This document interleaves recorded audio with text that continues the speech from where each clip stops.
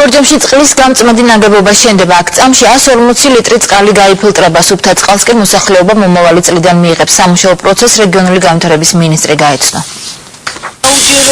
თითქმის 30 წლის განმავლობაში კომარელების ოჯახი წყალს შეზღუდული ვადითა და რაოდენობით იღებდა. მინერალური წყლებით მდიდარი კურორტის მოსახლეობას ამ დრომდე წყალი 3 თვეში ერთხელ მიეწოდებოდა.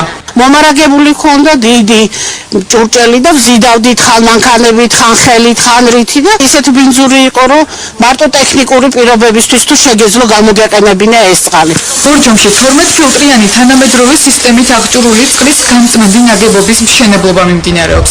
აღნიშნული დანადგარი წამში 140 ლიტრ წყალს ფილტრავს, რაც იმას ნიშნავს, რომ მთლიანი ქალაქი 24 საათის განმავლობაში სუფთა წყლით მომარაგდება. პროექტი რეგიონული განვითარებისა და ინფრასტრუქტურის სამინისტროს კოორდინირებით ხორციელდება.